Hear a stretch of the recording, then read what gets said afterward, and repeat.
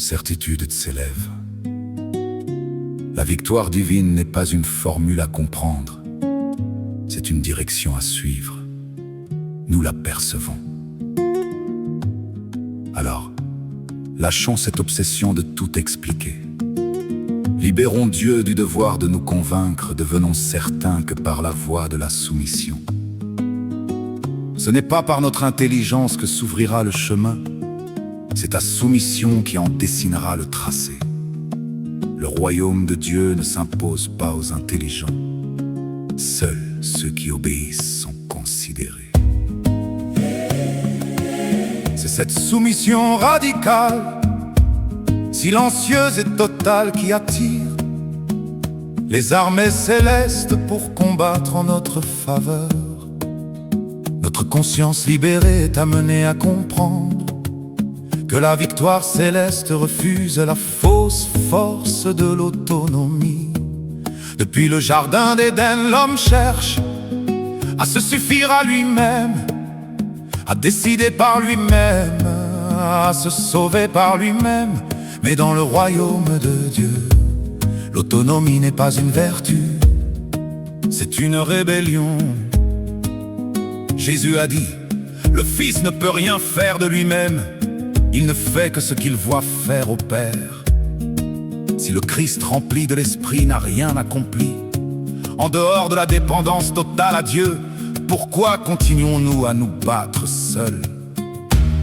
Beaucoup s'épuisent dans des combats qu'ils ont eux-mêmes initiés parce qu'ils refusent de se placer sous le joug divin. L'autonomie produit de l'agitation, de l'orgueil déguisé, des décisions charnelles qui appellent la confusion. Tant que nous voulons tout faire par nous-mêmes, Dieu nous laisse à nous-mêmes. Il n'entre pas en compétition avec notre volonté, mais le jour où l'un de nous crie sincèrement « Seigneur, je ne peux plus », ce jour-là sa main s'étend, car sa puissance s'accomplit dans la faiblesse et non dans l'autosuffisance.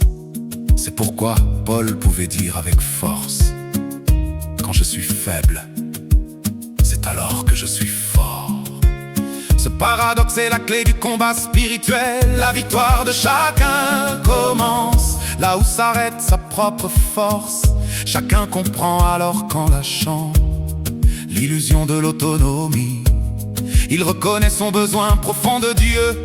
Et c'est cette reconnaissance humble et réelle qui ouvre les cieux au-dessus de sa vie. Nous ne sommes pas appelés à prouver notre valeur devant Dieu. Nous sommes appelés à nous abandonner à lui. Le combat ne nous appartient pas. Considérant alors que notre rôle c'est l'obéissance, sa promesse c'est la délivrance. Si nous voulons voir Dieu combattre pour nous, cessons d'agir comme si nous pouvions faire sans lui. C'est en nous mettant à genoux que nous verrons la main du Tout-Puissant se lever pour écraser ce qui nous écrase. L'autonomie est un piège spirituel. La dépendance est une porte vers la victoire. Choisissons notre camp, connaissance de cause, car cela ne s'arrête pas ici.